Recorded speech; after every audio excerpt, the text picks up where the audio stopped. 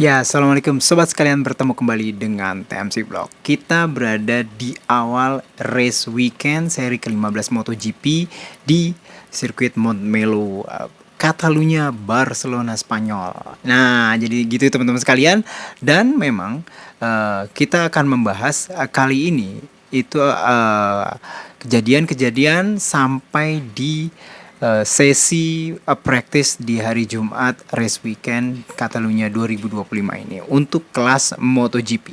Nah, sebelum saya masuk ke dua sesi latihannya yaitu FP1 dan practice, saya mau bicara dulu tentang update-update yang terjadi di MotoGP. Yang pertama adalah yang pasti tentang line up pembalap 2026 teman-teman sekalian. Dan seperti kita ketahui ada beberapa konfirmasi pembalap yang akan balap di tahun nanti ya, tahun depan, yaitu kayak misalkan Johann Zarco yang akhirnya memperpanjang selama 2 tahun masa kontraknya langsung dengan HRC, kontrak pabrikan, tapi dia ditempatkan di LCR Honda.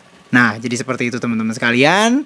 Terus habis itu ada Luca Marini yang juga akan tetap membalap di HRC Honda Castrol ya, di tim pabrikannya Honda. Lalu ada Franco Morbidelli di VR46 yang akan membalap di tahun 2026 bertandem dengan Fabio Di Gianantonio. Lalu ada satu lagi nih teman-teman sekalian yang benar-benar ditunggu-tunggu dari kemarin, yaitu siapa yang akan menjadi tandem dari Toprak Razgatlioglu di tim Pramac Yamaha tahun depan. Dan ternyata Yamaha dan juga Pramac akhirnya memilih sosok Jack Miller. Nah, dan ini juga yang menyebabkan pembalap yang sebenarnya punya 2 tahun kontrak bersama Yamaha Racing, yaitu Miguel Oliveira untuk 2026 dan 2025 dan 2026 dengan klausul kontrak 1+1, itu akhirnya jadi mau nggak mau disingkirkan dalam tanda kutip. Nah, jadi pada dasarnya memang Yamaha dengan Oliveira itu saat ini setelah akhirnya terkonfirmasi Jack Miller yang akan bertandem dengan Toprak Razgatlioglu itu masih belum tahu tahun 2026 dia akan balap di mana gitu teman-teman sekalian. Dan ada beberapa opsi, salah duanya adalah ya dia menjadi test rider. Tapi test rider Yamaha tuh udah banyak banget ya, ada Dovizioso gitu ya, ada pembalap, ada Crutchlow juga. Nah, kalau ditambah Oliveira ya nggak apa-apa sih asal bisa bayar gitu. Tapi yang pasti adalah test ridernya akan jauh lebih banyak kayak gitu ya. Dan selain itu Oliveira juga bilang bahwa mereka juga sedang bernegosiasi ya untuk bisa membawa atau menempatkan Oliveira balapan di World Superbike. Karena seperti kita ketahui, tim pabrikan Yamaha di World Superbike itu akan kehilangan satu orang pembalap gitu, yaitu Jonathan Rea yang akan pensiun ya di akhir tahun atau di akhir musim 2025 ini. Nah, jadi ada kemungkinan juga Oliveira akan balap di Superbike bersama Yamaha. Kata Oliveira, mereka juga sedang membicarakannya. Kayak gitu nah teman-teman sekalian. Nah, jadi secara umum sampai seri ke-15 ya di Catalunya ini itu tinggal satu doang slot pembalap MotoGP yang masih belum terkonfirmasi, yaitu satu pembalap di LCR Honda yang sekarang itu ditempati oleh Somkya Chantra. Nah, sepertinya sih tahun depan Chantra tidak akan balap di MotoGP gitu ya, dan dia akan digantikan. Dan rumor kuatnya adalah pembalap dari Brazil, yaitu Diogo Moreira. Mungkin dalam beberapa pekan ke depan konfirmasi ini akan hadir gitu ya, dimana Moreira akan dikontrak oleh HRC namun ditempatkan di LCR Honda. Nah, kita tinggal tunggu aja deh itu ya. Tinggal satu lagi tuh slot MotoGP yang kosong. Lalu ada update lain yaitu akuisisi Tech3 gitu ya.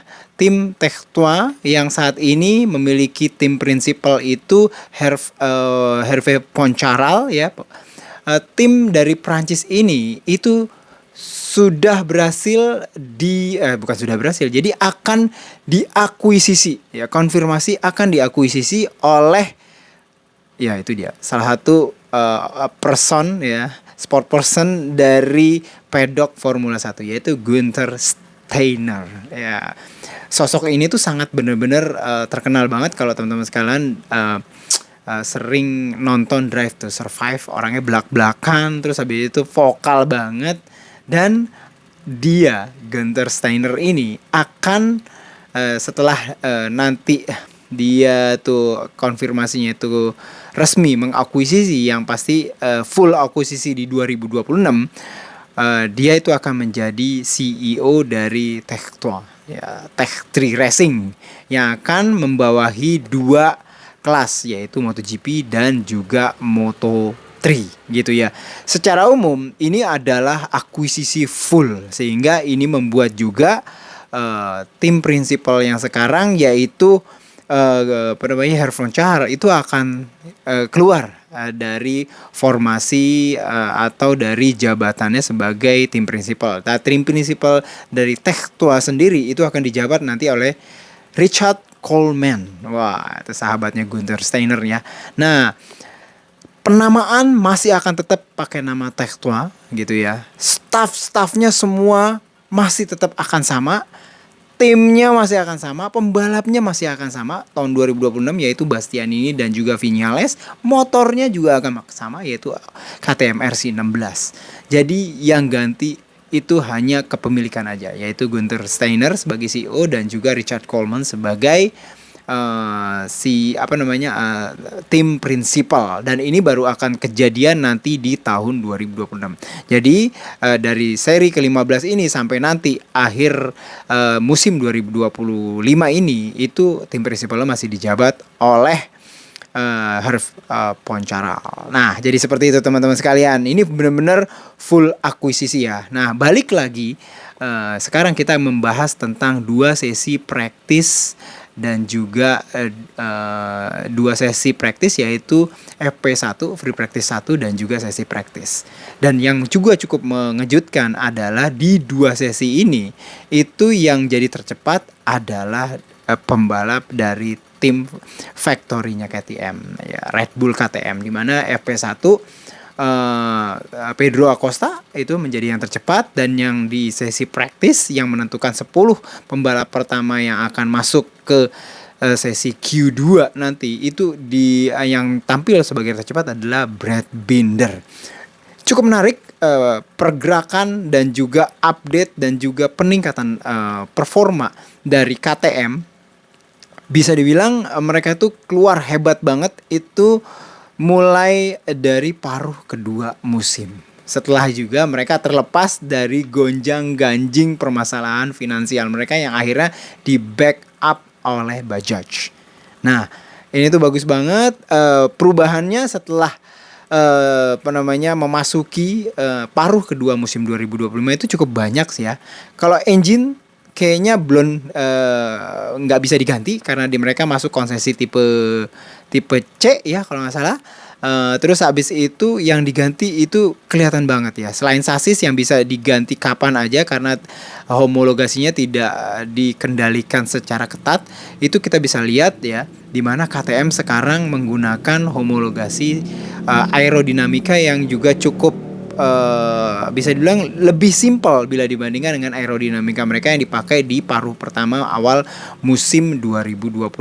Sekarang bisa dibilang compact. Terus habis itu dilihat dari front cowl fairing di depannya juga lebih compact dan lebih mudah buat memudahkan pembalap untuk flip kanan flip kiri gitu ya, berbalik arah kanan dan kiri. Terus habis itu aerodinamikanya sekarang malah untuk aerodinamika atau winglet utama itu malah lebih mirip yang dimiliki oleh Ducati. Nah, ini menarik ya kalau menurut saya. Dan terakhir itu Sebastian Riese, itu direktur dari direktur dari KTM Racing, itu mengungkapkan secara belak-belakan bahwa memang semenjak 2016 itu KTM itu menancapkan benchmark atau tolak ukur kepada sosok Marc Marquez. 2016 juga masih Marc Marquez masih balap di Repsol Honda ya.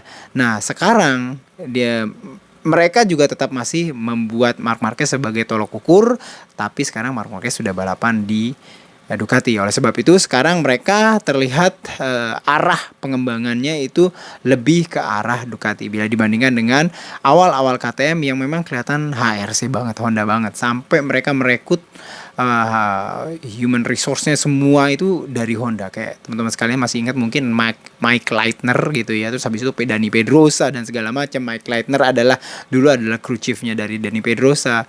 Itu kelihatan Honda banget zaman dulu. Itu sampai sekarang kelihatan malah Ducati banget. Tapi nggak apa-apa kalau memang hasilnya pun baik. Dan ini sudah mulai kelihatan di paruh kedua dari musim 2025 ini. Gitu ya.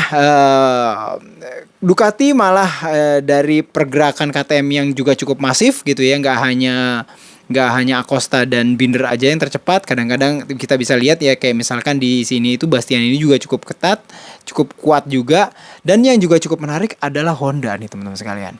Honda ternyata bisa menempatkan dua pembalapnya di top 10, baik di sesi FP1 maupun sesi praktis.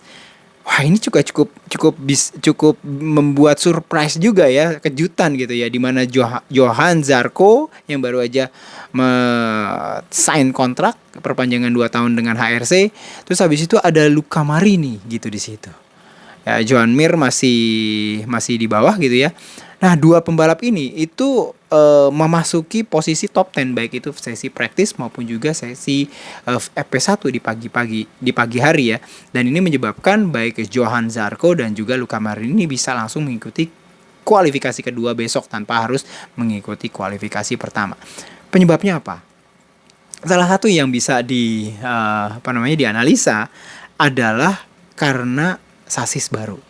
Jadi semenjak paruh kedua musim 2025, HRC itu memberikan sasis baru kepada pembalap-pembalapnya, teman-teman sekalian. Dan sasis baru ini sebelum paruh musim kedua jalan itu telah diuji coba oleh Alex Espargaro.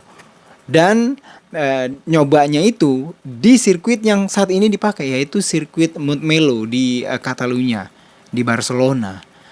Nah, waktu di hari Kamis itu Alex Espargaro bilang kepada media bahwa dia telah mencoba sasis baru ini ya sebelum dipakai oleh pembalap-pembalap factory Honda.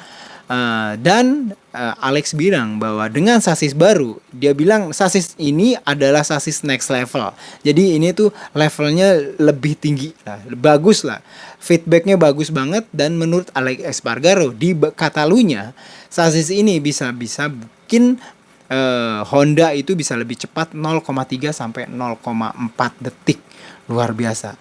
Dan inilah yang menurut saya dibuktikan secara empirik oleh Johan Zarco dan juga Luca Marini di sesi FP1 dan juga sesi praktis. Dan teman-teman juga patut lihat bahwa Alex Espargaro bahkan sempat sampai finish posisi top 10 ya di sesi FP1. Ini menunjukkan bahwa memang sepertinya ada sesuatu yang positif banget di sasis baru yang dipakai oleh HRC di Catalunya ini. Sasis baru ini juga sempat dipakai di Austria dan juga dipakai di Balaton Park di Hongaria.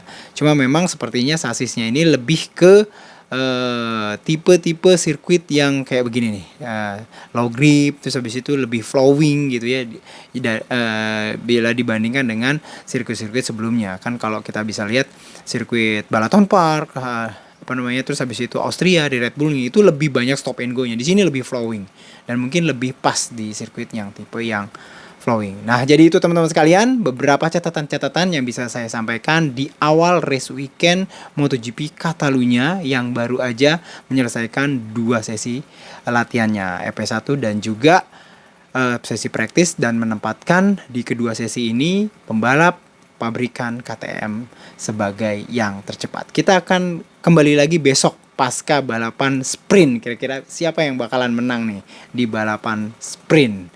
Itu aja teman-teman sekalian. Sampai bertemu di podcast berikutnya. Assalamualaikum warahmatullahi wabarakatuh.